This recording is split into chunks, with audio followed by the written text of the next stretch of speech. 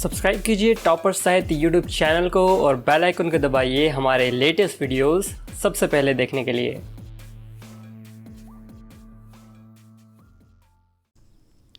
नमस्कार दोस्तों, मैं प्रदीप भारद्वाज टॉपर साहित्य चैनल पर आप सभी का स्वागत करता हूं। सभी को नमस्ते, सभी को राम राम। देखिए, आप सभी से हम्बल रिक्वेस्ट, जब भी आप मॉक टेस्ट सीरीज या कोई भी वीडियो इस चैनल पर देखेंगे तो नोटबुक और पेन बिना कहे आप निकाल लेंगे ताकि इंपॉर्टेंट पॉइंट को आप लिख सके। तो आपका टाइम वेस्ट ना करते हुए चलते हैं हम अपने मॉक टेस्ट की ओर। देखिए, आप एनटीए, यूजीसी नेट, केवीएस या डी ट्रिपल एस बी किसी की भी तैयारी कर रहे हो तो आपकी तैयारी यहां पर सबसे अच्छे तरीके से हो सकती है, क्योंकि टॉपर साहित्य पर केवल और केवल हिंदी विषय की तैयारी कराई जाती है। तो देखिए, पहला क्वेश्चन आपके सामने आ चुका है। साहित्य के इतिहास के लिए इतिहास दर्शन संज्ञा का प्रयोग किस विद्वान ने किया है? बताइए। ऑप्शन नंबर क Grierson, option number B Voltaire, option number C doctor Nagendra, option number ग या घ आचार्य रामचंद्र शुक्ल जी। तो राइट आंसर क्या होगा? फटाफट अपना आंसर दीजिए। हिंदी साहित्य इतिहास के लिए इतिहास दर्शन संज्ञा किसने प्रयोग में की थी या किया? फटाफट कमेंट कर दें और यहां पर अपने आंसर को आप टैली कर लेंगे। जिसका भी ऑप्शन नंबर बी वो क्या है? सही। वोल्टेयर ने क्या किया था? हिंदी साहित्य के इतिहास के लिए इतिहास दर्शन का प्रयोग किया था। अब चलते हैं अगले और महत्वपूर्ण क्वेश्चन की ओर।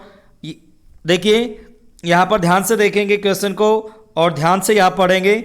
जबकि प्रत्येक देश का साहित्य वहां की जनता की चित्तवृत्ति का संचित क्या होता है? प्रतिबिंब होता है।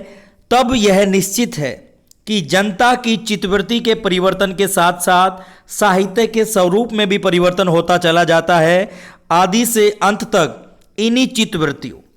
इन्हीं चित्तवृत्तियों की परंपरा को परखते हुए साहित्य परंपरा के साथ उनका सामंजस्य दिखाना ही साहित्य का इतिहास कहलाता है। साहित्य के इतिहास के संबंध में उपयुक्त कथन किसका है? देखिए, मुझे पता है ये बिल्कुल सिंपल क्वेश्चन है, लेकिन कुछ साथी नए हो सकते हैं, वो बिल्कुल कंफ्यूज ना हो, क्योंकि ये आजकल कथन एग्जाम में ज़्यादा पूछे जा रहे हैं। तो अब फटाफट आंसर दे दें। ऑप्शन नंबर क होगा या ख या फिर ग या फिर घ? सही आंसर फटाफट बताइए। और जिन्होंने भी आंसर दिया इसका क्या क, वो क्या है? सही, रामचंद्र शुक्ल। अब इसको याद कैसे करेंगे आप? प्रतिबिंब को आप थोड़ा याद रखेंगे और चित्तवृत्ति को आप याद रखेंगे, और तो इससे आप इसे इजीली फाइंड आउट कर लेंगे कि ये किसका कथन है? आचार्य रामचंद्र शुक्ल जी का। अब चलते हैं अगले क्वेश्चन की ओर। अगला क्वेश्चन आपके सामने आ चुका है। हिंदी साहित्य के इतिहास लेखन का सर्वप्रथम प्रयास किस विद्वान द्वारा किया गया?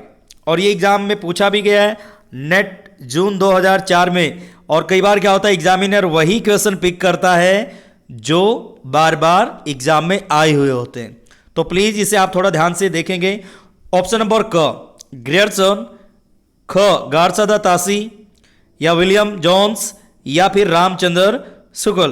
तो राइट आंसर क्या होगा? देखिए, यहां पर हिंदी साहित्य के इतिहास लेखन का सर्वप्रथम प्रयास किस विद्वान द्वारा किया गया था? अब देखते हैं ये आंसर किसका सही होता है। फटाफट कमेंट कर दें किसका सही होगा और किसका नहीं। देखिए, इधर अभी चेक करेंगे किसका सही मिलेगा और किसका नहीं। और यहां पर चेक कर लें एक बार क्वेश्चन नंबर 3 का। क्या लगता है आपको? जिसका भी ऑप्शन नंबर ख गार्सा तासी पेरिस में क्या थे? प्रोफेसर थे उर्दू के, ठीक है। और इसके पहले कवि का नाम काफ़ी कम को पता है, लेकिन लिख लें यहाँ पर अंगद। क्या नाम है? अंगद क्या थे? गार्सा तासी का जो ग्रंथ था उसमें अंगद क्या थे? पहले कवि थे। ओके। और रही बात अंतिम कवि कौन थे, वो ऑफलाइन कमेंट करके आप बताएंगे। अब चलते हैं अगले क्वेश्चन की ओर। क्वेश्चन नंबर 4, इस्तवार द ला लिटरेच्योर एंदुई हिंदुस्तानी ग्रंथ किस भाषा में लिखा गया है? बताइए। French, English, Hindi, Italian? तो राइट आंसर एक बार टैली कर लेंगे। और जैसे ही क्वेश्चन बोला जाए आप बिल्कुल ध्यान से नजर गड़ाए रखें। ध्यान से सुनने के जस्ट बाद आप क्या करेंगे? आंसर देंगे। इसका आंसर चेक कर लें एक बार। जिसका भी ऑप्शन नंबर क फ्रेंच। और देखिए एग्जामिनर यहां पर फ्रांसीसी भी दे सकता है, फ्रेंच की जगह फ्रेंच और फ्रांसीसी क्या है, एक ही बात है। इसे आप ऐसे भी समझ सकते हैं, गार्सा दा तासी क्या थे, फ्रेंच विद्वान भी थे और फ्रांसीसी विद्वान भी थे। अब चलते हैं अगले क्वेश्चन की ओर। ठीक है, क्वेश्चन नंबर डालकर ही आप रिप्लाई करेंगे ताकि सही से आपको समझाया और बताया जा सके। और देखिए, इस्तवार द ला लिटरेच्योर इंडो हिंदुस्तानी नामक इतिहास ग्रंथ के लेखक कौन है, बताइए। क्वेश्चन नंबर 5 की बात है, ग्रियर्सन, मिस्र बंधु, गार्सा दा तासी या वोल्टेयर। फटाफट आंसर दें। और ये यहां से क्वेश्चन पक्का एग्जाम में पूछे जाते हैं। देखिए, कई बार हम गहराई में चले जाते हैं और सिंपल क्वेश्चन में अटक जाते हैं। यही एक लॉजिकल पॉइंट है कि हमें बेसिक को भी स्ट्रॉन्ग करना है। जो पास अवेलेबल हमारे पास चीज है या नोट्स हैं उनको अच्छे से पढ़ना है। इसका सही आंसर टैली कर लें, जिसका भी ऑप्शन नंबर ग वो क्या है, सही, गार्सा दा तासी। अब अगला क्वेश्चन आपके जस्ट सामने है, क्वेश्चन नंबर 6। केवल अतीत ही वर्तमान को प्रभावित नहीं करता, वर्तमान भी अतीत को प्रभावित करता है। भाई यह कथन किसका है, उक्ति कह लो, कथन कह लो, स्टेटमेंट कह लो या कोटेशन कह लो, किसकी है बताइए। टी.एस. एलियट या शुक्ल जी या फिर जॉर्ज लुकाच या फिर श्याम सुंदर दास। फटाफट कमेंट कर दें, देखते हैं किसका सही मिलता है। आंसर को टैली कर लें आप एक बार। जिसका ऑप्शन नंबर क है वो क्या है, सही, टी.एस. एलियट। अब चलते हैं अगले क्वेश्चन की ओर। अगला क्वेश्चन आपके सामने आ चुका है, ध्यान से देखिए इधर। सन 1888 में एशियाटिक सोसाइटी ऑफ बंगाल की पत्रिका के, देखिए फिर से रिपीट कर रहा हूं, एशियाटिक सोसाइटी ऑफ बंगाल की पत्रिका के विशेषांक के रूप में हिंदी साहित्य के किस इतिहास ग्रंथ का प्रकाशन हुआ था। मिस्र बंधु विनोद, इस्तवार द ला लिटरेच्योर इंडो हिंदुस्तानी या फिर हिंदी साहित्य का इतिहास आचार्य शुक्ल कृत या फिर the modern vernacular literature of Hindustan. तो देखते हैं इसका सही आंसर, फटाफट कमेंट कर दिया करो जैसे ऑप्शन कंप्लीट हो। इसका राइट आंसर होगा घ। अब यहां पर एक और चीज आप नोटिस करेंगे, the modern vernacular literature of, northern भी मिलेगा आपको कहीं, नॉर्दर्न हिंदुस्तान, कंफ्यूज मत होना। ठीक है, जब इस ग्रंथ को स्वतंत्र रूप से प्रकाशित कर दिया गया तो बाद में नॉर्दर्न को हटा दिया गया था। तो किसी किसी बुक्स में आपको मिलेगा लिटरेचर ऑफ के बाद क्या मिलेगा, नॉर्दर्न। ठीक है, इसको ध्यान में रखें, दोनों का नाम क्या है, एक ही है, मतलब एक ही ग्रंथ के दो नाम है। अब चलते हैं अगले क्वेश्चन की ओर। अगला क्वेश्चन आपके सामने, ग्रियर्सन के इतिहास के विषय में कौन सा कथन सही नहीं है।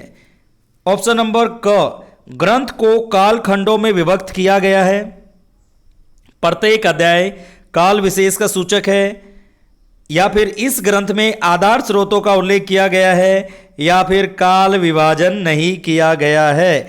तो राइट आंसर क्या होगा, वेरी गुड, ऑलमोस्ट सभी का सही जा रहा है। और चेक कर लें एक बार अपने आंसर को, ये जिसका भी घ है वो क्या है, सही। तो इसने क्या किया, इन्होंने काल विभाजन का कोई प्रयास नहीं किया था। अब हम चलते हैं अगले क्वेश्चन की ओर। अगला क्वेश्चन आपके सामने है, 84 वैष्णवन की वार्ता या 252 वैष्णवन की वार्ता या भक्तमाल आदि को निम्नलिखित में से किस तत्वों के अभाव के कारण साहित्य का इतिहास नहीं माना जा सकता। ऑप्शन नंबर पहला, कालक्रम एवं सन संवत के कारण, या फिर योगीन चेतना के कारण, या फिर हम कहेंगे प्रवृत्ति विश्लेषण, या फिर उक्त तीनों अभाव के कारण। बताइए, फटाफट कमेंट कर दें। देखिए, 84 वैष्णवन की वार्ता आप सभी को पता है, नाम सुना होगा, गोकुलनाथ, विठलनाथ और भक्तमाल, नाभादास, ये सब नाम सुने होंगे। लेकिन इनको किस तत्वों के अभाव के कारण साहित्य इतिहास नहीं मानते हैं, क्या रीजन है बताइए। भाई कालक्रम है या फिर ख ऑप्शन है या ग है, तो राइट आंसर आप टैली कर लें। जिसका भी ऑप्शन नंबर घ वो क्या है, सही, या फिर कहें ऑप्शन नंबर डी। तो तीनों के अभाव के कारण ही, ठीक है, उसको क्या नहीं माना जाता, हिंदी साहित्य का इतिहास। अब चलते हैं अगले क्वेश्चन की ओर। The modern vernacular literature of Hindustan, इतिहास ग्रंथ के लेखक का नाम क्या है। जॉर्ज ग्रियर्सन, या फिर मिस्र बंधु, या फिर कर्नल जेम्स टॉड, या फिर फादर कामिल बुल्के। फटाफट कमेंट कर दें। वेरी गुड, ऑलमोस्ट सभी का सही है। जिसका भी ऑप्शन नंबर क है वो क्या है, सही। यहां पर एक और चीज आप नोटिस कर लें, जॉर्ज ग्रियर्सन का पूरा नाम है जॉर्ज अब्राहम ग्रियर्सन, इंपॉर्टेंट है, ठीक है। अब चलते हैं अगले क्वेश्चन की ओर। गारसादा तासी, गारसादा तासी लिखित हिंदी साहित्य के इतिहास के विषय में कौन सा कथन असत्य है? देखिए एग्जाम में आप एक चीज ध्यान रखेंगे, नहीं और असत्य इन पर आप ज्यादा फोकस करेंगे, नहीं तो क्वेश्चन क्या हो जाता है, गड़बड़ हो जाता है, मतलब हम एक नंबर गवा बैठते हैं। अब देखिए पहला ऑप्शन है हिंदी, इसका प्रथम भाग सन 1839 ईस्वी में तथा द्वितीय भाग कब प्रकाशित हुआ? 47 में। ख, इसमें कवियों की सूची में अंग्रेजी वर्णाक्षर क्रम को प्रयोग तथा काल विभाजन का अभाव है। अगला ऑप्शन है हिंदी साहित्य का इतिहास लिखने का यह प्रथम प्रयास सब तरह से संपूर्ण इतिहास ग्रंथ का उदाहरण प्रस्तुत करता है। या फिर इसमें हिंदी तरभाषी कवियों का भी घालमेल हो गया है। तो क्वेश्चन नंबर 11 तो आपका आंसर क्या होगा? देखिए इसको काफ़ी डिटेल से पहली वीडियो गारसादा तासी के ऊपर आपके सामने प्रेजेंट की गई थी, उसको देख लेना, उससे बाहर कभी भी कोई क्वेश्चन नहीं आएगा। तो इसका राइट आंसर चेक कर लें, जिसका भी है ऑप्शन नंबर घ, वो क्या है, सही। इसमें क्या हो गया, हिंदी तरभाषी कवियों का भी घालमेल हो गया, क्योंकि आपने देखा होगा इसके अंदर कवि कितने हैं, 666 किसके हैं और 72 किसके हैं, ये आपको बताइए कमेंट करके यहीं पर फटाफट, फिर आगे बढ़ते हैं। 72 किसके हैं, उर्दू के या हिंदी के हैं, या 666 किसके हैं, ये कमेंट करिए। फिर चलते हैं अगले क्वेश्चन की ओर फटाफट। अगला क्वेश्चन, अगला क्वेश्चन आपके सामने है, देखिए इधर, हिंदी साहित्य इतिहास लेखन की परंपरा के प्रवर्तन का श्रेय किसको जाता है? ग्रियर्सन को, शिव सिंह सेंगर को, या फिर गारसादा तासी को, या आचार्य रामचंद्र शुक्ल को? तो यहां पर आंसर अपना चेक कर ले, जिसका भी ऑप्शन नंबर सॉरी वो क्या है, सही, गारसादा तासी। 1839 में लिखा गया, 1847 में दूसरा भाग, और 1871 में इसका क्या होता है, या 72 या 73, ये याद करनी पड़ेंगी आपको डेट्स। अब अगले क्वेश्चन की बात करते हैं। शिव सिंह सेगर द्वारा रचित हिंदी साहित्य का इतिहास शिव सिंह सरोज किस वर्ष प्रकाशित हुआ? 1850, 1873, 1863 या 1883? सिंपल सा क्वेश्चन है, आंसर को टैली कर लें, जिसका भी ऑप्शन नंबर घ, वो क्या है, सही, 1883 ईस्वी। अगला क्वेश्चन आपके सामने है, साहित्य इतिहास लेखन की विधेयवादी पद्धति से क्या तात्पर्य है? ये जो विधेयवादी पद्धति है, इससे क्या समझते हैं आप? वर्णमाला के अक्षर क्रम से कृतिकारों का परिचय, या फिर ऑप्शन नंबर ख, द्वंद्वात्मक भौतिकवाद के सिद्धांत पर आधारित, या ऑप्शन नंबर ग, काल कर्मानुसार कवियों का परिचय, या ऑप्शन नंबर घ, जातीय परंपराओं राष्ट्रीय सामाजिक वातावरण का क्या है, विश्लेषण? तो इसका राइट आंसर चेक कर लेंगे, ऑप्शन नंबर घ जिसका है। यहां से एक और क्वेश्चन इंपॉर्टेंट मैं आपको बता दूं, अगर हिंदी साहित्य की बात की जाए, हिंदी साहित्य में विधेयवादी पद्धति के प्रवर्तक कौन माने जाते हैं? रामचंद्र शुक्ल जी। ओके, लेकिन यहां पर एक और चीज आप याद रखेंगे, प्रोफेसर नलिन विलोचन शर्मा ने किसको माना है? ग्रियर्सन को माना है, विधेयवादी पद्धति का जन्मदाता या प्रवर्तक कह सकते हैं। और अगर पूछ लिया जाए विधेयवादी पद्धति के प्रवर्तक कौन है, तो वेन माने जाते हैं, कहीं कहीं तेन माना जाएगा, फ्रांस के क्या थे, विद्वान थे। और इनका पूरा नाम क्या है? हेमलेन वेन, हेमलेन वेन या हेमलेन तेन। ये भी आपको नॉर्मली बुक्स में नहीं मिलेगा, इसे लिख लें, हेमलेन वेन या हेमलेन तेन, फ्रांस के विद्वान थे। ठीक है, विधेयवादी पद्धति के जन्मदाता। प्रवर्तक की बात की जाए तो शुक्ल जी के ऊपर टिक करना है, प्रोफेसर नलिन विलोचन शर्मा आएगा तो ग्रियर्सन के ऊपर टिक करना है। एक ही क्वेश्चन में 3 क्वेश्चन आपको बता दिए, 3 नंबर पक्के। अब चलते हैं अगले क्वेश्चन की ओर। आगे देखिए, मिसर बंधुओं ने मिसर बंधु विनोद ग्रंथ में कितने कवियों का विवरण दिया है? 4500, 4000, 1000 या 5000? फटाफट कमेंट करते रहें और देखते रहें, राइट आंसर चेक कर लें, जिसका भी ऑप्शन नंबर घ, वो क्या है, सही, 5000 कवि। ठीक है, अगला question, question number 16, question number डालते रहें और आंसर देते रहें। मिसर बंधु विनोद के प्रथम 3 भाग कब प्रकाशित हुए? मिसर बंधु विनोद, बताइए किसने लिखा था? मिसर बंधुओं ने लिखा था, 3 भाई थे। कब लिखा था? 1813, 1903, 1914, 1913 ईस्वी। फटाफट कमेंट कर दें, और सभी का लगभग सही जा रहा है। 1913 ईस्वी में पहले 3 भाग प्रकाशित हुए, और टोटल इस ग्रंथ के 4 भाग थे। तो चौथा भाग कब प्रकाशित हुआ? 1934, आप याद रखेंगे, 1934। ठीक है, 1934। अब चलते हैं अगले क्वेश्चन की ओर। अगला क्वेश्चन आपके सामने आ चुका है, देखिए इधर ध्यान से। नागरी प्रचारणी सभा द्वारा प्रकाशित हिंदी साहित्य का इतिहास के छठे भाग रीतिबद्ध काव्य का संपादन किसने किया है? बहुत ही इंपॉर्टेंट क्वेश्चन है। तो आंसर क्या होगा? नगेंद्र, पारसनाथ तिवारी या विश्वनाथ प्रसाद मिश्र या श्याम सुंदर दास। तो इसका राइट आंसर एक बार चेक कर लेंगे। देखिए ये किसका हुआ? रीतिबद्ध, डॉक्टर नगेंद्र, जिसका है वो क्या है? सही। लेकिन यहां पर एक खास बात आप देखेंगे, अगर रीतिबद्ध की जगह 7वां भाग पूछ लिया जाए और रीति मुक्त हो तो आपका आंसर क्या होगा? कमेंट कर देना या अभी कमेंट कर दो जिसको पता है। कई बार मैं आपको बता चुका हूं कि ये मोस्ट इंपॉर्टेंट है, पहला भी इंपॉर्टेंट है। राजबली पांडे, जहां पर पूर्व पीठिका की बात करें, ये हिंदी साहित्य के वृद्ध इतिहास में ये मिलेगा हमें, ठीक है। जो कितने भागों में विभाजित है कमेंट कर दें, ये भी 16 में या 17 में या 18 में, ये पता होना जरूरी है, तभी आप आंसर दे पाएंगे। आगे चलते हैं। अगला क्वेश्चन, हिंदी साहित्य का वृद्ध इतिहास किस संस्था द्वारा प्रकाशित किया जा रहा है? हिंदी साहित्य सम्मेलन, नागरी प्रचारणी सभा काशी, वर्धा विश्वविद्यालय या केंद्रीय हिंदी संस्थान। तो क्वेश्चन नंबर 19, तो आंसर क्या होगा? वेरी गुड, सभी का सही है, नागरी प्रचारणी सभा काशी से, ठीक है। अब चलते हैं अगले क्वेश्चन की ओर। मिसर बंधुओं द्वारा लिखित हिंदी साहित्य के इतिहास से संबंधित ग्रंथ है कौन सा? बताइए। हिंदी नवरत्न, हिंदी साहित्य, शिव सिंह सरोज या मिसर बंधु विनोद? देखते हैं कौन पहले बताएगा। यहां पर थोड़ा क्वेश्चन को ध्यान से सुनिए और आराम से इसका रिप्लाई कीजिए। और कुछ साथी हिंदी नवरत्न पर जा रहे हैं। देखिए मिसर बंधुओं की रचना तो है, लेकिन पूछा क्या है? साहित्य का इतिहास। तो आंसर क्या होगा? मिसर बंधु विनोद, जिसका है मतलब ऑप्शन नंबर ग, वो क्या है? सही। अब चलते हैं अगले क्वेश्चन की ओर। अगला क्वेश्चन आपके सामने आ चुका है। मिसर बंधु विनोद का चतुर्थ भाग कब प्रकाशित हुआ? ऑप्शन नंबर क 1913 ईस्वी, ऑप्शन नंबर ख 1934 ईस्वी, ऑप्शन नंबर ग 1915 ईस्वी या फिर ऑप्शन नंबर लास्ट 1929 ईस्वी। बताइए फटाफट। अभी थोड़ी देर पहले मैंने आंसर दे दिया था, तो ज़्यादा टाइम वेस्ट नहीं करेंगे। जिसका भी ऑप्शन नंबर ख है वो क्या है? सही। ऑप्शन नंबर ख है जिसका वो क्या है? सही, 1934। ओके। अब चलते हैं अगले क्वेश्चन की ओर। अगला क्वेश्चन, गारसादा तासी द्वारा लिखित इतिहास ग्रंथ का नाम क्या है?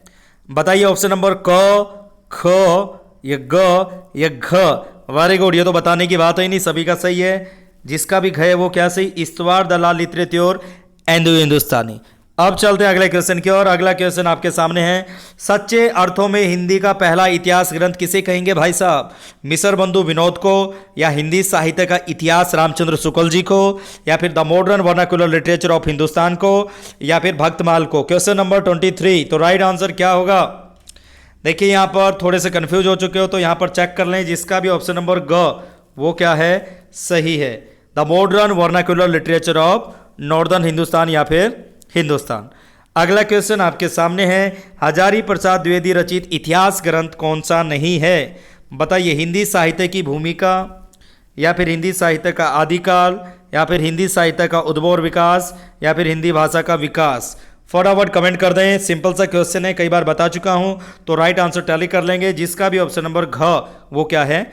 गलत। वो क्या है? इसका आंसर होगा, मतलब है नहीं, तो इट मीन्स ये क्या होगा? हमारा सही आंसर। अब हम बात करते हैं अगले क्वेश्चन की। अगला और इंपॉर्टेंट क्वेश्चन देखिए इधर। गारसादा तासी क्या है? गारसादा तासी के इस्तवार दला लिटरेच्योर हिंदुस्तानी ग्रंथ का हिंदुई साहित्य का इतिहास नाम से किसने अनुवाद किया था? डॉक्टर किशोरी लाल गौप, परशुराम चतुर्वेदी, डॉक्टर लक्ष्मी सागर वार्ष्णे, नंद दुलारे वाजपेयी? तो इसका आंसर एक बार चेक कर लेंगे। जिसका भी ऑप्शन नंबर ग वो क्या है? सही। लेकिन ये कब लिखा गया था? 1952 या 1957? कब इसका अनुवाद किया गया था? डॉक्टर लक्ष्मी सागर वार्ष्णे ने। यही है, एक बार कमेंट करके बताइए, फिर आगे चलते हैं। अगला क्वेश्चन आपके सामने है। आचार्य शुक्ल का हिंदी साहित्य का इतिहास किस पुस्तक की भूमिका के रूप में लिखा गया? ऑप्शन नंबर क नागरी प्रचारणी पत्रिका, हिंदुई साहित्य का इतिहास, या हिंदी शब्द सागर, या फिर हिंदी भाषा का विकास? तो यहाँ पर भी बिल्कुल सही जा रहा है आंसर, लेकिन किसकी भूमिका में लिखा गया? क्वेश्चन को ध्यान से पढ़ना है, फिर आपको आंसर देना है, ना कि भाई भूमिका किसकी रही थी। देखिए जिसका भी ऑप्शन नंबर ग है वो क्या है? सही, हिंदी शब्द सागर की भूमिका में लिखा गया था। ठीक है, ओके। और इसका नाम क्या था? हिंदी भाषा का विकास। किसके? हम शुक्ल जी के ग्रंथ की बात कर रहे हैं और बाद में इस ग्रंथ का नाम क्या हो गया था? हिंदी साहित्य का इतिहास। अब चलते हैं अगले क्वेश्चन की ओर। अगला क्वेश्चन आपके सामने है, साहित्य इतिहास के अंतर्गत सबसे अधिक महत्वपूर्ण क्या है? युग चेतना का सिद्धांत, उपयोगितावाद का सिद्धांत, द्वंद्वात्मक भौतिकतावाद का सिद्धांत या विकासवाद का सिद्धांत? ये थोड़ा सा कंफ्यूज करेगा क्वेश्चन, आपको बिल्कुल कंफ्यूज नहीं होना है। देखिए सबसे अधिक महत्वपूर्ण क्या है किसमें? साहित्य के इतिहास के अंतर्गत। तो आपका आंसर क्या होगा? चेक कर लें एक बार फटाफट, देखते हैं कौन सही आंसर देगा। देखिए इधर आंसर जिसका भी है ऑप्शन नंबर क, वो क्या है? सही। युग चेतना का सिद्धांत क्या है? सबसे अधिक महत्वपूर्ण है। अब चलते हैं आगे। अगला क्वेश्चन आपके सामने आ चुका है, हिंदी साहित्य इतिहास के अंतर्गत सबसे अधिक विवादास्पद कार्य है। देखिए अगर हम साहित्य इतिहास ग्रंथों की बात करें तो उसमें सबसे विवाद वाली बात कौन सी होती है? ऑप्शन नंबर क, रचनाकारों के जन्म स्थान व जन्म तिथि निर्धारित करना। ऑप्शन नंबर ख, रचनाओं की प्रामाणिकता सिद्ध करना। ऑप्शन नंबर ग, काल निर्धारण व नामकरण करना। ऑप्शन नंबर घ, किसी कृति का सही भाषा रूप निर्धारित करना। तो ये बिल्कुल सिंपल सा क्वेश्चन है, लेकिन यहाँ भी अगर गड़बड़ हो रही है आपसे तो पढ़ने की जरूरत है, आवश्यकता है। तो राइट आंसर चेक कर लें, जिसका भी ऑप्शन नंबर ग, काल निर्धारण व नामकरण। जैसे आदिकाल को कोई शून्यकाल कहता है, कोई जयकाल कहता है, कोई उन्मेष काल कहता है, कोई और कुछ कहता है। तो ये क्या है? एक समस्या है, इसी वजह से तो इतना नामकरण हुआ। अगला क्वेश्चन आपके सामने आ चुका है, क्वेश्चन नंबर 29। क्वेश्चन नंबर डालते रहें, बीच बीच में कमेंट करते रहें, ऐसी सीरीज चलती रहे। कमेंट कर दें एक बार, ऐसी सीरीज आती रहेगी। ऑफलाइन कमेंट नहीं करते हो तो देखिए 25 दिन हमारे पास है, 25 दिन में काफ़ी कुछ आप तक पहुंचेगा। बस सुनते रहें और प्रैक्टिस करते रहें। थैंक यू जिन्होंने यस लिखा। साहित्य इतिहास में किस अंग का अध्ययन सर्वाधिक महत्वपूर्ण है? किसका? काल विशेष के रचयिताओं का, युगीन प्रवृत्तियों, परंपराओं व धाराओं का तटस्थ विश्लेषण या फिर मत विशेष का प्रतिपादन। ऑप्शन नंबर लास्ट, पूर्व रचित इतिहासों का आलोचनात्मक अध्ययन। बताइए जी। देखिए यहाँ पर साहित्य इतिहास में किस अंग का अध्ययन सर्वाधिक महत्वपूर्ण है वो बताना है। तो बताइए फटाफट कौन सा है। और यहाँ पर आंसर को चेक कर लेते हैं, जिसका भी ऑप्शन नंबर ख वो क्या है? सही। युगीन प्रवृत्तियों, परंपराओं व धाराओं का तटस्थ विश्लेषण क्या है? सर्वाधिक महत्वपूर्ण है। अगला प्रश्न, हिंदी साहित्य का आलोचनात्मक इतिहास के लेखक कौन है जी? बताइए। नलिन विलोचन शर्मा, हजारी प्रसाद द्विवेदी, राम कुमार वर्मा या रामविलास शर्मा? हिंदी साहित्य का आलोचनात्मक इतिहास किसने लिखा है? कमेंट कर दें और आंसर अपना चेक कर लें, जिसका भी ऑप्शन नंबर ग वो क्या है? सही, राम कुमार वर्मा। इन्होंने क्या किया था? आलोचनात्मक इतिहास। या फिर राम कुमार के लोग क्या करते हैं? आलोचना में ही लगे रहते हैं। तो क्या होगा? आलोचना में इतिहास बनाएंगे या रचेंगे। ठीक है, अगला क्वेश्चन, क्वेश्चन नंबर 31। आचार्य रामचंद्र शुक्ल ने आदिकाल या वीर गाथा काल की अवधि क्या मानी है? बताइए। ऑप्शन नंबर क, ख, ग या घ? फटाफट बताइए। इसका आंसर देखते कौन सबसे पहले देगा और इसका आंसर एक बार चेक कर लेते हैं, जिसका भी ऑप्शन नंबर ख वो क्या है? सही है। एक चीज़ यहाँ पर मैं आपको बता दूं, आचार्य रामचंद्र शुक्ल जी और डॉक्टर राम स्वरूप चतुर्वेदी ने हिंदी साहित्य के इतिहास में जो काल विभाजन है वो दोहरा किया है। आप इसे याद रखेंगे, दोहरा काल विभाजन इन दोनों ने ही किया है और दोनों के नाम सेम है, लेकिन इनका जो तिथि विभाजन कहेंगे या समय सीमा कहेंगे उसमें लिटिल बिट डिफरेंस मिलेगा। अदरवाइज ये दो ही ऐसे एक्सपर्ट थे जिन्होंने दोहरा नामकरण किया। ठीक है, याद रखेंगे। Very good. अब आगे चलते हैं। अगला क्वेश्चन, रामचंद्र शुक्ल के साहित्य का इतिहास का प्रकाशन पहले किस नाम से हुआ था? बताइए। हिंदी साहित्य का इतिहास या हिंदी साहित्य का इतिहास या हिंदी साहित्य की पूर्व पीठिका या हिंदी साहित्य का विकास? Question number 32। फटाफट कमेंट कर दें, बताइए किस नाम से हुआ था। बातों बातों में आंसर दे गया था मैं इसका पहले, और यहां पर चेक कर लेंगे, जिसका भी ऑप्शन नंबर ग मतलब डी वो क्या है? सही। ओके, हिंदी शब्द सागर की भूमिका में लिखा गया था। और रही बात, एक और चीज़ आप याद रखेंगे, 1940 में इसे परिवर्धित और परिमार्जित करके इसका नाम क्या रखा गया था? हिंदी साहित्य का इतिहास। ये भी आप याद रखेंगे, इंपॉर्टेंट है। 1929 और 1940 दो डेट्स को, दिनांक को आपको याद रखना है। अगला क्वेश्चन, रामचंद्र शुक्ल का हिंदी साहित्य का इतिहास कब प्रकाशित हुआ? देखिए हम इसका आंसर देंगे अकॉर्डिंग टू डेट। ये डिपेंड करेगा पूरा ऑप्शन। कभी आप सोचो सर आपने तो 40 भी बताया और 40 तो है ही नहीं, तो दोनों तो देंगे नहीं, दोनों देंगे तो दो वाला आंसर भी मिलेगा। तो इसका आंसर देख ले एक बार, क ख ग घ में से क्या होगा? और यहां पर आप कंफ्यूज ना हो। देखिए अब पहले आंसर बता दूं मैं, इसका आंसर है इसका ख, विक्रमी संवत और ईस्वी में आप बिल्कुल ध्यान रखेंगे। आप सभी को पता है, फिर से बता देता हूं। देखिए 57 प्लस करने के बाद क्या होता है? 57 अगर प्लस करते हैं तो ईस्वी विक्रमी संवत बन जाता है, माइनस कर देते हैं तो ईस्वी बन जाता है। इसे आप याद रखेंगे, ठीक है। अब चलते हैं अगले क्वेश्चन की ओर। अगला क्वेश्चन देखिए, मैं इस्लाम के महत्व को भूल नहीं रहा हूं, लेकिन जोर देकर कहना चाहता हूं, अगर इस्लाम ने आया होता तो भी इस साहित्य का बाहर आना वैसा ही होता जैसा आज है। ये भक्तिकालीन साहित्य के बारे में। मैं इस्लाम धर्म के महत्व को भूल नहीं रहा हूं, लेकिन जोर देकर कहना चाहता हूं कि अगर इस्लाम ने आया होता तो भी इस साहित्य मतलब भक्तिकालीन साहित्य का बाहर आना वैसा ही संभव था। तो ये कथन किसका, पंक्ति किसकी है? हजारी प्रसाद द्विवेदी, रामचंद्र शुक्ल या नलिन विलोचन शर्मा या विश्वनाथ प्रसाद मिश्र? फटाफट कमेंट कर दें। बिल्कुल सिंपल क्वेश्चन है, कई बार करा चुका हूं। और जिसका भी ऑप्शन नंबर क वो क्या है? सही। आचार्य हजारी प्रसाद द्विवेदी ने कहा था कि इस्लाम धर्म आया होता या ना आया होता कोई फर्क नहीं पड़ता जनाब, फिर भी भक्ति काल वैसा का वैसा होता जैसा आज है। ये किसका कथन है? आचार्य हजारी प्रसाद द्विवेदी का। अगला क्वेश्चन, क्वेश्चन नंबर 35। देखिए इधर, संपूर्ण मध्यकाल की विभिन्न धाराओं और प्रवृत्तियों को तदयुगीन मुस्लिम प्रभाव की देन के रूप में स्वीकार करने वाले विद्वान हैं कौन?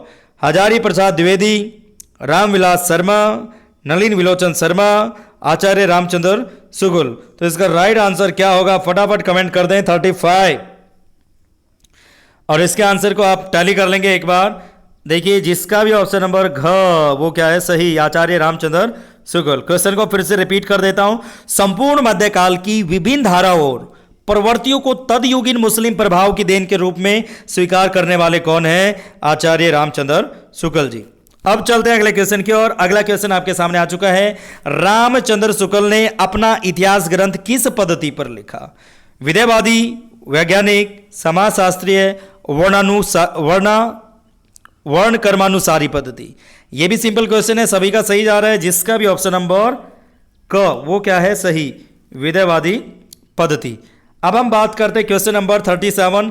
तज़किरा ई शोराई हिंदी नामक ग्रंथ के रचनाकार कौन है? बता दें। ऑप्शन नंबर क जॉर्ज ग्रियर्सन, ख गारसा तासी, और फिर है हमारे डॉक्टर मोहन सिंह, फिर है मौलवी करीमुद्दीन। तो राइट आंसर क्या होगा? फटाफट चेक कर ले अपने आंसर को। जिसका भी एक है वो क्या है? मौलवी करीमुद्दीन। दिल्ली विश्वविद्यालय में प्रोफेसर थे 1948 या 1848, क्या था इनके ग्रंथ का समय? ये भी कमेंट कर दो लगे हाथों। आप कमेंट करेंगे, सब कुछ मैं नहीं बताऊंगा, आप भी तो पढ़ते होगे। फटाफट कमेंट करिए। फिर चलते हैं अगले क्वेश्चन की ओर। कमेंट करें, आप भी तो बताइए कुछ। अगला क्वेश्चन, साहित्य इतिहास लेखन के समय साहित्य के अंतर्गत सम्मिलित किया जाना चाहिए क्या? धार्मिक साहित्य, रस साहित्य और ज्ञानात्मक साहित्य, फिर लोक साहित्य या फिर आध्यात्मिक साहित्य? तो राइट आंसर क्या होगा? Question number 38। तो फटाफट एक बार मैं बता देता हूं आपको, लेकिन क्वेश्चन को ध्यान से देखिए। समय साहित्य के अंतर्गत किस चीज को सम्मिलित किया जाना चाहिए? Question number 38। तो आंसर को चेक कर लें। जिसका भी ऑप्शन नंबर ख वो क्या है? सही, रस साहित्य और ज्ञानात्मक साहित्य। अगला क्वेश्चन, हिंदी साहित्य की भूमिका किसकी रचना है? हजारी प्रसाद द्विवेदी, डॉक्टर नगेंद्र, रामकुमार वर्मा, नंदुलारे वाजपेयी? तो इसका राइट आंसर क्या होगा? हजारी प्रसाद द्विवेदी। इसका समय भी पूछ लिया जाता है 1940 या 42, और बाद में जो ग्रंथ लिखे गए इनके 1952 समय था। लेकिन बताइए 1940 या 42 में से कौन सा समय है? अब चलते हैं अगले क्वेश्चन की ओर। अगला क्वेश्चन आपके सामने आ चुका है। हिंदी साहित्य का संक्षिप्त इतिहास किसने लिखा? ऑप्शन नंबर क, ऑप्शन नंबर ख या ग या घ? ये 2003 में आया हुआ क्वेश्चन है, प्लीज दिमाग से रिप्लाई करें।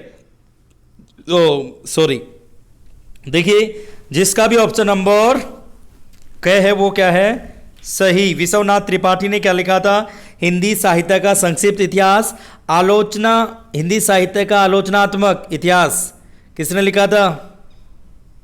कमेंट कर दें, ये भी आप करेंगे कमेंट। अगला क्वेश्चन, हिंदी साहित्य इतिहास का दूसरा इतिहास किसने लिखा? हजारी प्रसाद द्विवेदी, बच्चन सिंह, रामचंद्र शुक्ल या महावीर प्रसाद द्विवेदी? तो इसका राइट आंसर बिल्कुल सभी का सही जा रहा है। जिसका भी ऑप्शन नंबर ख है वो क्या है, सही, बच्चन सिंह। अगला क्वेश्चन आपके सामने आ चुका है। देखिए, रचनाओं के रचनाकार के साथ सुमेलित करना है। बताइए, हिंदी साहित्य का अतीत किसने लिखा? हिंदी काव्य धारा किसकी रचना है? और हिंदी साहित्य की कहानी या फिर आधुनिक साहित्य, इनमें ऑप्शन आपके सामने हैं। नंद दुलारे वाजपेयी, विश्वनाथ प्रसाद मिश्र, राहुल सांकृत्यायन या प्रभाकर माचवे? तो राइट आंसर क्या होगा, फटाफट कमेंट कर दें। देखते हैं किसका सही मिलता है, 42। और यहां पर राइट आंसर को चेक कर लेंगे एक बार। जिसका भी ऑप्शन नंबर ग है वो क्या है, सही। जिसका भी ऑप्शन नंबर ग है वो क्या है, सही। देखिए भाई, हिंदी साहित्य के अतीत की अगर बात की जाए तो विश्वनाथ प्रसाद मिश्र। दूसरा हम बात करें हिंदी काव्य धारा की बात की जाए तो इसके रचनाकार कौन है, राहुल सांकृत्यायन। ठीक है, फिर हम बात करते हैं किसकी, हिंदी साहित्य की कहानी। हिंदी साहित्य की कहानी की अगर बात की जाए तो सी का क्या हो गया, 4, प्रभाकर माचवे। लिख लेंगे, इंपॉर्टेंट है। फिर आधुनिक साहित्य की बात की जाए तो नंद दुलारे वाजपेयी। ये क्वेश्चन तो कई बार एग्जाम में पूछा जाता है, प्लीज इसे याद रखेंगे। हिंदी साहित्य का आधुनिक इतिहास, नंद दुलारे वाजपेयी। अब चलते हैं अगले क्वेश्चन की ओर। अगला क्वेश्चन आपके सामने आ चुका है। हिंदी साहित्य के इतिहास लेखकों में काल कर्मानुसार कवियों का वर्गीकरण सर्वप्रथम किसने किया? जॉर्ज गियर्सन, गारसादा तासी, शिव सिंह सेगर, आचार्य शुक्ल। ये भी 2002 में पूछा गया क्वेश्चन है। और कई बार एग्जामिनर क्या करता है, जो क्वेश्चन पीछे पूछे गए हैं उन्हीं में से क्वेश्चन डायरेक्ट उठा लेता है। तो आपसे एक विनम्र प्रार्थना कह लो या रिक्वेस्ट है या सजेशन है कि ओल्ड पेपर्स को आप जरूर पढ़ेंगे। एग्जाम से पहले कोई भी एग्जाम हो आपका तो आप अच्छे नंबर स्कोर कर सकते हैं। तो इसका राइट आंसर एक बार चेक कर लेंगे। देखिए इसका राइट आंसर क्या है, फटाफट कमेंट करें। हिंदी साहित्य के इतिहास लेखकों के काल कर्मानुसार कवियों का वर्गीकरण सर्वप्रथम किसने किया? कमेंट कर दें एक बार। तो इसका राइट आंसर क्या होगा? राइट आंसर होगा George Gierson, George Abraham Gierson ने किया था। क्वेश्चन नंबर 44, आचार्य शुक्ल ने हिंदी साहित्य के इतिहास के अंतर्गत शिव सिंह सेगर एवं ग्रियर्सन के इतिहास ग्रंथों के लिए किस शब्द का प्रयोग किया है? वार्ता संग्रह या वृत्त संग्रह या इतिहास संग्रह या कवि संग्रह? फटाफट कमेंट कर दें, सिंपल सा क्वेश्चन है। तो इसका राइट आंसर टैली कर लेते हैं, वृत्त संग्रह। जिसका है वो क्या है, सही। देखिए इन्होंने क्या किया, गारसादा तासी के लिए भी किया, मिस्र बंधुओं के लिए भी किया। तो ये एक टेक्निकल पॉइंट है। और यहां पर एक और क्वेश्चन खड़ा होता है कि हिंदी साहित्य का सबसे बड़ा वृत्त संग्रह कौन सा है? वर्धाकार। तो ये भी कमेंट कर दे। ये सब कुछ मैं नहीं बताऊंगा, कुछ ढूंढिए, प्रैक्टिकल बनिए, बी प्रैक्टिकल। ओके, अब चलते हैं अगले क्वेश्चन की ओर। अगला क्वेश्चन आपके सामने आ चुका है। हिंदी संत काव्य को पूर्ववर्ती सिद्धों एवं नाथपंथियों के साहित्य का सहज विकसित रूप किस विद्वान ने माना है? ऑप्शन नंबर क, आचार्य रामचंद्र शुक्ल या आचार्य नंद दुलारे वाजपेयी या ऑप्शन नंबर तीसरा ग्रियर्सन या हजारी प्रसाद द्विवेदी? फटाफट बताइए, हिंदी संत काव्य को पूर्ववर्ती सिद्धों एवं नाथपंथियों के साहित्य का सहज विकसित रूप किसने माना है? 45 इंपॉर्टेंट क्वेश्चन है और प्लीज इसे आप लिख लें। मैं तो कहता हूं मोस्ट इंपॉर्टेंट है। अब अपना आंसर चेक कर लें। जिसका ऑप्शन नंबर घ वो क्या है, सही। ऑप्शन नंबर घ, हजारी प्रसाद द्विवेदी। अगला क्वेश्चन आपके सामने है। हजारी प्रसाद द्विवेदी को हिंदी साहित्य के प्रथम उत्थान को आदिकाल नाम देने की प्रेरणा किससे प्राप्त हुई? ये बहुत ही बेहतरीन क्वेश्चन है। देखिए, हजारी प्रसाद द्विवेदी को हिंदी साहित्य के प्रथम उत्थान को आदिकाल नाम देने की प्रेरणा किससे मिली? फटाफट कमेंट कर दें और आंसर बताएं। या शुक्ल से, ग्रियर्सन से, मिस्र बंधुओं से या स्वयं से? Question number 46। तो अपने आंसर को एक बार चेक कर लेंगे। यहां पर आचार्य रामचंद्र शुक्ल से। अब देखिए यहां पर अगला क्वेश्चन आपके सामने आ चुका है। आचार्य रामचंद्र शुक्ल के इतिहास ग्रंथ में सर्वाधिक विवादास्पद कालखंड कौन सा रहा है? भक्ति काल, गद्य काल, आदि काल या फिर रीति काल? क्वेश्चन नंबर 47 बिल्कुल सिंपल सा क्वेश्चन है, सभी का सही जा रहा है। आदि काल जिसका है वो क्या है? सही। अगला क्वेश्चन 48 राम कुमार वर्मा ने अपने आलोचनात्मक इतिहास में किस कालखंड तक का विवेचन किया है? मोस्ट इंपोर्टेंट है, कई बार इसके प्रकरण भी पूछे जाएंगे, मैं आपको पहले ही बता देता हूं, कई बार इसके प्रकरण पूछे जाते हैं। बताइए, आदि काल, भक्ति काल, रीति काल, गद्य काल? कमेंट करके बताएं, फटाफट आंसर दें। जिसका भी है आंसर ख वो क्या है? सही। एक और चीज मैं आपको बता दूं, 693 से लेकर 1693 ईस्वी तक इनका जो ये काल समय माना जाता है, जो इन्होंने काल विभाजन किया, ठीक है, इसे भी आप याद रखेंगे। और भक्ति काल तक ही लिखा अधूरा ग्रंथ है, 7 प्रकरण है, ये भी पूछा जाएगा, लिख लें। अगला क्वेश्चन, आरंभ में साहित्य के इतिहास का अर्थ क्या था?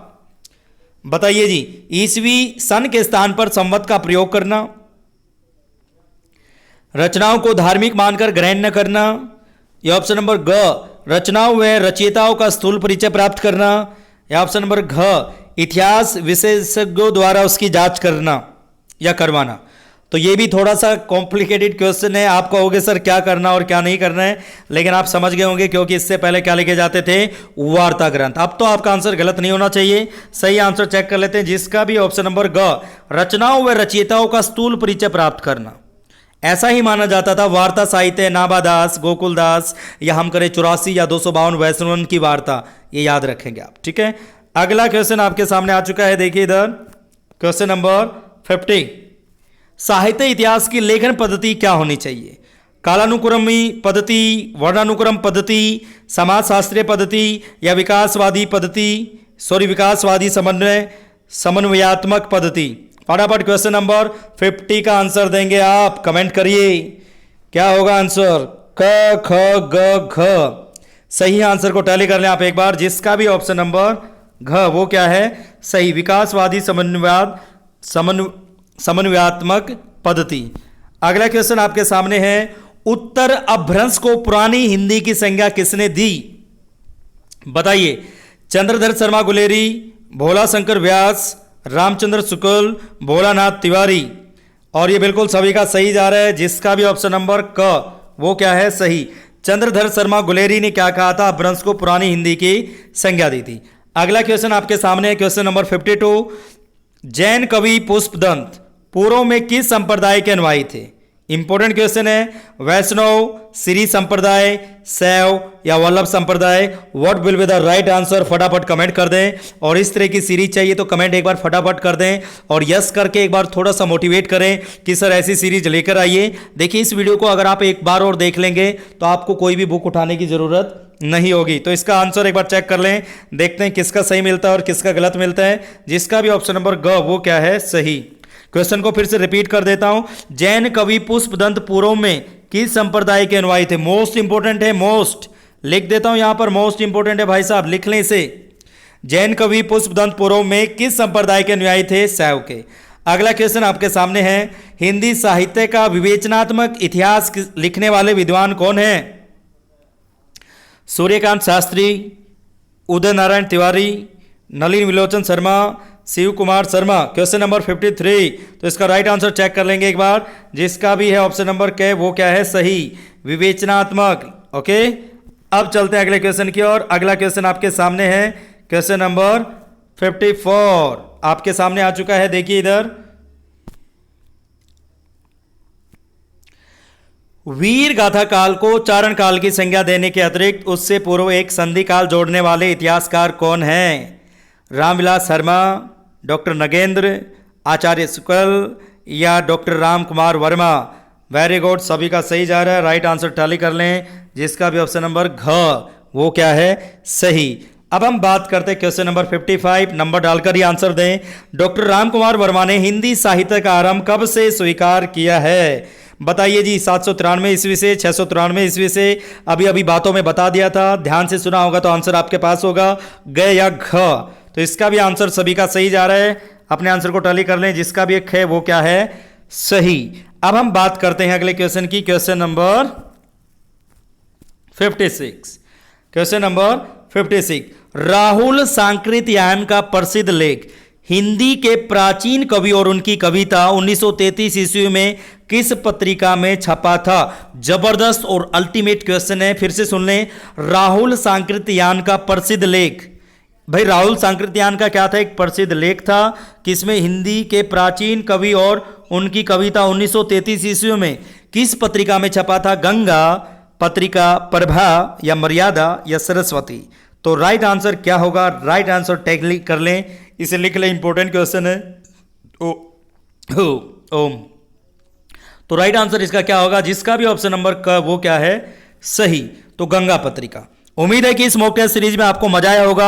आगे भी ऐसी सीरीज आती रहेंगी और आपको डबल फायदा होगा। साथ में सपोर्ट करें। जो भी साथी हमारे व्हाट्सएप ग्रुप से जुड़ना चाहते हैं तो यहाँ पर नंबर आप सामने देख ही रहे हैं, इस नंबर पर नेम और प्लेस लिखिए और आप ग्रुप में जुड़ जाएंगे। और टाइम टू टाइम आपको नोट्स और पीडीएफ और कई बार मॉक टेस्ट सीरीज आपकी ली जाती है फ्री ऑफ कॉस्ट। थोड़ा सा साथ दें, ऑफलाइन कमेंट करें और आपका सपोर्ट चाहिए, ताकि हिंदी विषय की तैयारी के लिए लॉकडाउन में या कोरोना हो या कोई भी आपदा है, आपको दर दर ना भटकना पड़े। घर बैठे हिंदी साहित्य की तैयारी करने के लिए टॉपर साहित्य को जरूर सब्सक्राइब करें और शेयर करें, ऑफलाइन कमेंट जरूर करें। Thanks for watching it and have a cool day. Thank you.